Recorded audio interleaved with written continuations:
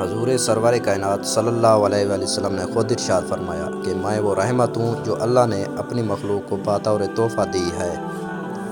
اگر دیر کا مطلب انکار ہوتا تو اللہ تعالیٰ 40 سال بعد حضرت یعقوب علیہ السلام کو حضرت یوسف علیہ السلام سے نہ ملاتا۔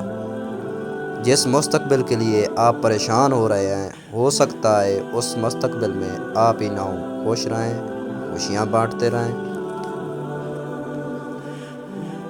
حضرت علی رضی اللہ تعالیٰ عنہ نے فرمایا، کسی کے دل میں محبت پیدا کر کے اسے چھوڑ دینا اسے قتل کر دینے کے برابر ہے۔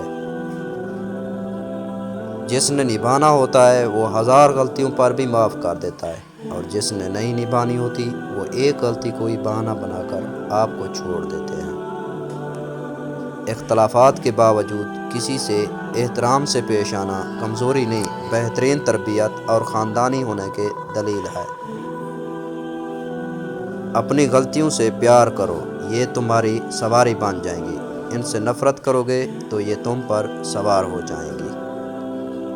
جو تمہارے سامنے تمہارے عیب چھپاتا ہے اور غیبانہ ظاہر کرتا ہے وہ دشمن ہے۔